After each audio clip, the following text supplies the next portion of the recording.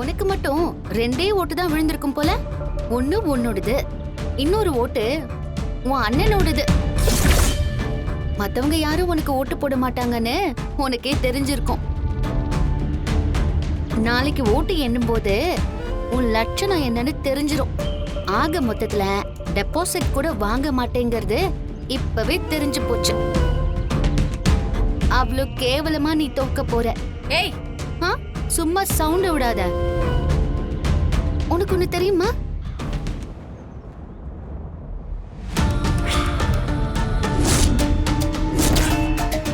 இது எப்படி என்கிட்ட வந்ததுன்னு பாக்குறியா? இது தனாவுக்கு வந்த மூக்குத்தி. அவளோட ஹவுஸ் ஓனர் தனாவுக்கும் வாங்கிட்டு போய் கொடுத்திருக்காங்க. நான் கூட 40,000 மதிப்புள்ள மூக்குத்திய கொடுத்து நீ ஓட்டு கேக்குறியோன்னு நினைச்சேன். அதுக்கப்புறம் தான் யோசிச்சேன், 40,000 ரூபாய் கொடுக்கற அளவுக்கு அவ்வளோ தாராள மனசா உனக்கு? அதான் சந்தேகப்பட்டு சேட்டு கிட்ட போய் கேட்டோம். சேட்டு அலறி அடிச்சுக்கிட்டு, மா இங்க இருந்து போங்கம்மா போங்கம்மான்னு சொல்றான். அப்புறம் எங்களுக்கு தெரிஞ்ச ஒருத்தர் கிட்ட போய் கொடுத்தா உன்னுடைய மூக்குத்திய துப்பி தூக்கி போட்டுட்டாரு. இது தங்கம்னு பேருக்கு கொஞ்சம் கலந்திருப்பாங்க, மத்தபடி இது வெறும் ஐம்பொன்ல செஞ்ச கோல்டு கோட்டிங் கொடுத்திருப்பாங்க. ஒரு 6 மாசத்துல இது பல்லு இழிச்சிரும்னு சொல்லிட்டாரு. வேணும்னா அவர் சொன்ன வீடியோவை காட்டட்டுமா?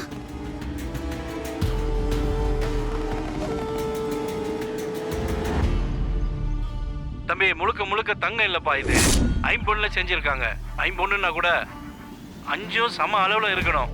தங்கத்தோட அளவை குறைச்சி பித்தளையோட அளவை அதிகப்படுத்திருக்காங்கப்பா. அடுத்த நிமிஷமே ஊர் பெண்கள் கிட்ட இதெல்லாம் காட்டி உன் பேரை நாரடிச்சிருக்கலாம்.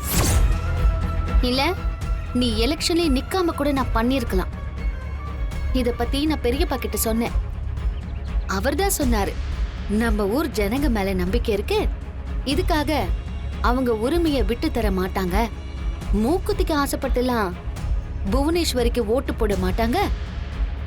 அதனால இந்த விஷயத்தை விட்டுடுன்னு சொன்னாரு. அப்படி என்ன இவங்க நல்லது பண்ணிட்டாங்க? அவங்களாவது தங்கத்துல 2 கிராம் மூக்குத்தி கொடுத்தாங்க. இவங்க ஜனங்களுக்கு சில்வர் குடம் கூட கொடுக்கவே இல்லை. பார்வதி, அந்த மூக்குத்திய ஜனங்க புவனா கிட்ட கொடுத்ததா சொல்றாங்க. அது எப்படி கொடுப்பாங்க? இவங்கெல்லாம் ஆளை செட் பண்ணி அப்படி பண்ணிருப்பாங்க. இப்போ நீங்களும் நானும் கொண்டு போய் கொடுத்தமா? அது எப்படி 2 கிராம் தங்கமாச்சே? எல்லாம் இருக்கிற நாமளே இப்படி யோசிக்கும் போது ஒண்ணுமே இல்லாதவங்க அவங்க எப்படி கொடுப்பாங்க?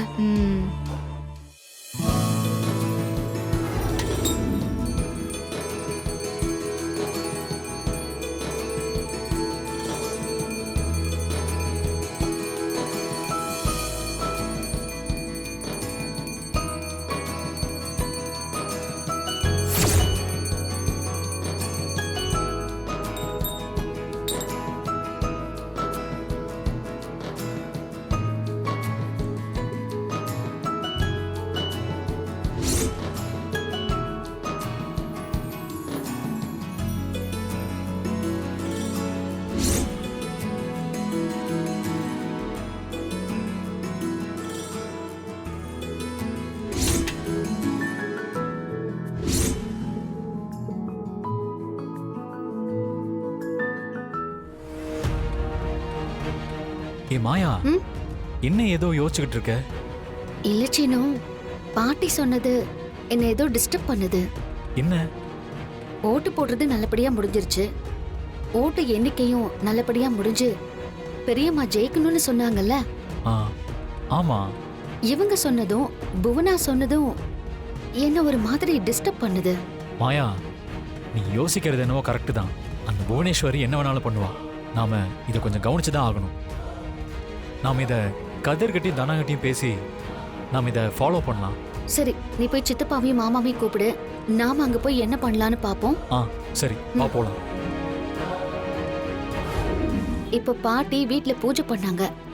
அப்போ பாட்டி எலெக்ஷன் எல்லாம் நல்லபடியா நடந்து முடிஞ்சிருச்சு, ஓட்டு எண்ணிப்போம் நல்லபடியா நடந்து ஜானகி ஜெயிச்சிடணும்னு பாட்டி சொன்ன அந்த வார்த்தையும் என்ன ரொம்ப டிஸ்டர்ப் பண்ணுது. என்ன சொல்ற மாயா? புவனா சொன்னதையும் பாட்டி இப்படி மென்ஷன் பண்ணதையும் வச்சு பார்த்தா வாக்கு எண்ணிக்கையை தடுக்க அந்த புவனா என்ன வேணாலும் பண்ணலாம். அப்படி வாக்கு எண்ணிக்கையை தடுத்துட்டா நடந்த எலெக்ஷனையே கேன்சல் பண்ணிடுவாங்கல்ல?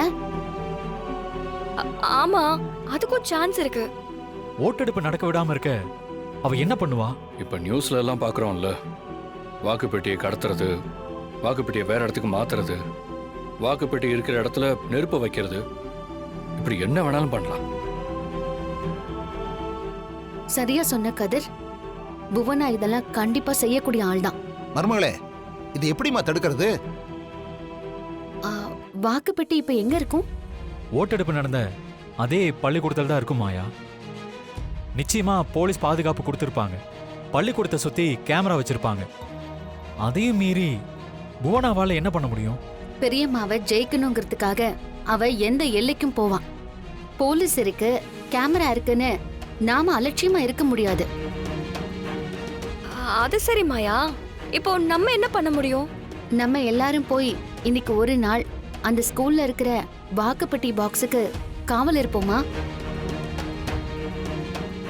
போலீஸ் ஒரு பக்கம் அவங்க வேலையை பார்க்கட்டும், கொஞ்சம் தூரத்துல நாம எல்லாரும் மறைஞ்சு நின்னு என்ன நடக்குதுன்னு பார்க்கலாம். சரி மாயா, அப்படின்னா நாம இப்பயே போலாம். சரி போலாம். புது சிம் கார்டு தானே? ஆமாம்மா, ஃபோனை ட்ராக் பண்ண முடியாது. அண்ணா, இது கலெக்டர் நம்பர் தானே? ஆமாம்மா.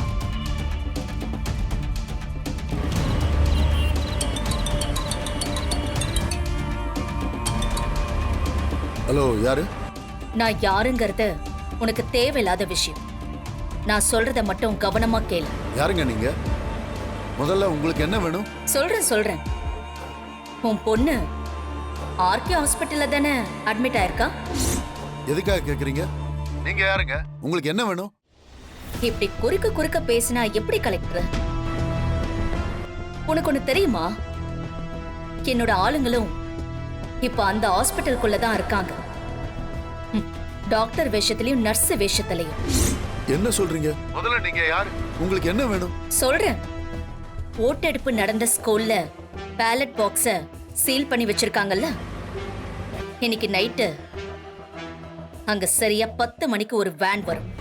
நீ அங்க இருக்கிற சிசிடிவி கேமரா எல்லாத்தையும் ஆஃப் பண்ணிட்டு போலீஸ் எல்லாரையும் அனுப்பிட்டு அந்த சீல் வச்ச ரூம திறந்து விட்டு என்னோட ஆளுங்க உள்ள போய் பேலட் பாக்ஸ் எல்லாம் வேன்ல ஏத்திட்டு போயிடுவாங்க.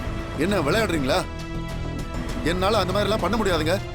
கலெக்டர் சார், அவசரப்பட்டு அப்படியெல்லாம் சொல்லக்கூடாது.